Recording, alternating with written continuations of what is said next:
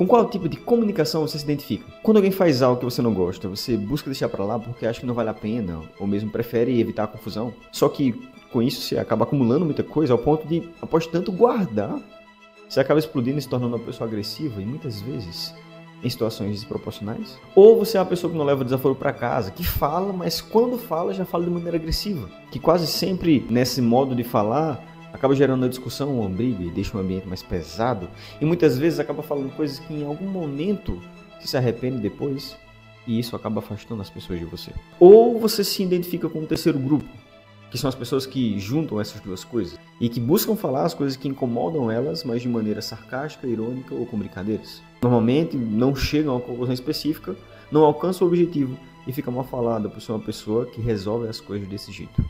Se você se identificou com alguma dessas três, tem uma má e uma boa notícia.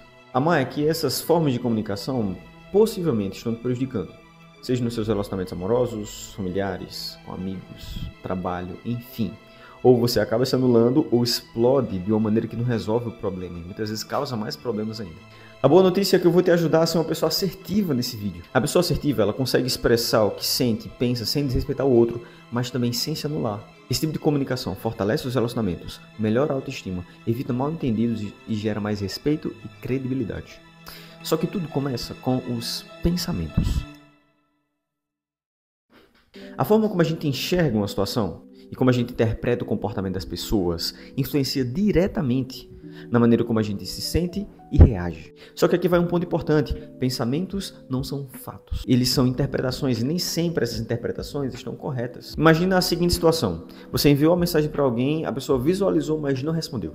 A pessoa com estilo de comunicação passiva, ela pode pensar: caramba, ela tá chateada comigo, melhor eu não insistir. Já a pessoa com estilo de comunicação agressiva, ela vai pensar: que falta de respeito. Ela visualizou e não me respondeu de propósito. E aí adivinha, uma se cala e se afasta e a outra vai tirar satisfação ou manda uma indireta. Mas a verdade é que existem outras possibilidades. Talvez a pessoa tenha se distraído, talvez ela tenha visto a mensagem e pensado em responder depois, ou simplesmente ela estava sobrecarregada e não queria responder naquela hora. Por isso que uma comunicação assertiva envolve o parar por um instante e fazer as seguintes perguntas: o que eu estou pensando agora? Isso é 100% verdadeiro? Será que existe outra maneira de interpretar essa situação? Essa pausa entre o pensamento e a reação é o que abre espaço para você tomar uma atitude que seja mais consciente e saudável. A gente não precisa acreditar em tudo que nós pensamos. E quando a gente aprende a fazer esse filtro, a nossa forma de comunicar muda bastante. Então, para mudar a forma de se comunicar, é importante que a gente consiga moldar os nossos pensamentos e a maneira como a gente avalia as situações. Então, depois que você entende isso, um segundo ponto que é fundamental é compreender quando falar e quando não falar. Porque existem situações que vale a pena falar e outras que não. Como é que a gente pode saber essa diferença? Nem todo desconforto precisa virar uma conversa, mas ignorar tudo também não é saudável. Por isso, então, eu quero te mostrar alguns critérios que são importantes para você avaliar se deve agir, se deve conversar sério com a pessoa ou não, se deve apenas deixar passar. Duas perguntas são fundamentais para você balizar suas atitudes em relação a conversar ou não. A primeira delas é: isso é algo significativo para mim? Algumas situações podem parecer pequenas, mas se mexem com você de verdade, elas importam. Por exemplo, um amigo ele sempre faz piadas com algo que te deixa inseguro. Ele ri, mas você se sente mal, então isso é algo significativo e vale a pena ser dito. A segunda pergunta importante é: isso tem chance de se repetir? Às vezes só foi um detalhe isolado, mas se aquilo acontece com frequência, tende a virar um padrão. Por exemplo, seu colega de trabalho te interrompe em toda reunião. Isso já aconteceu algumas vezes, provavelmente vai continuar. E aí vale a pena conversar. Se a resposta for sim para uma dessas perguntas, talvez seja a hora de agir com assertividade, de falar com aquela pessoa, levantar aquele desconforto, de expor aquilo que está te incomodando. A questão é: como fazer isso? Existem 4 passos importantes. O primeiro deles é identificar qual é o comportamento que te incomoda. Isso é fundamental porque em uma conversa assertiva, nós vamos buscar criticar o comportamento e não a pessoa. Quando a gente erra nesse ponto, criticando a pessoa ao invés de comportamento, a chance de você conseguir alcançar o seu objetivo é muito menor, porque a pessoa vai ficar na defensiva e muito provavelmente vai querer te atacar. Já quando você foca no comportamento, você não está dizendo que a pessoa é errada, mas que aquele é aspecto específico dela. Utilize frases como: quando você fez isso, ou quando isso acontece. Hoje, Jurandir, eu queria conversar com você sobre a nossa última reunião. Porque assim, cara, durante as nossas reuniões eu percebo que quando eu estou explicando minhas ideias, você às vezes interrompe. O segundo ponto é você conseguir expressar os seus sentimentos e os seus pensamentos. É fundamental que você faça isso de maneira calma e focada.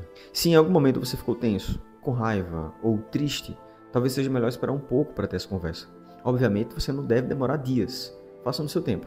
mas não adie muito. Nessa lógica sobre falar o que lhe alcança, use palavras como eu me sinto desse jeito, eu sinto que, eu acho que, e isso me faz me sentir meio frustrado porque parece que eu não consigo concluir meu raciocínio. O terceiro ponto é você solicitar uma mudança específica. A ideia é pedir de forma concreta o que gostaria que fosse diferente, mas sem exigir muito de uma vez só.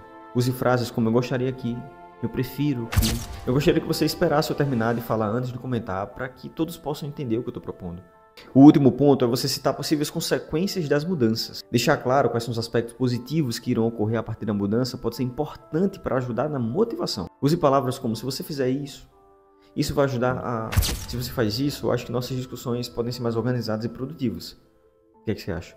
Percebeu? Busque, no que for possível, terminar a conversa de maneira amigável. Lembre do objetivo. Isso é fundamental porque, às vezes, ao esquecer que a ideia é resolver o problema, a gente acaba buscando menosprezar ou diminuir a outra pessoa, deixá-la mal ou coisa do tipo. Vale salientar que isso demanda prática, tá? Uma vida toda se comunicando da maneira como você se comunica não vai mudar do dia para a noite. Mas eu tenho certeza que se você colocar essas coisas em prática, vai trazer muitos benefícios para você e para os seus relacionamentos.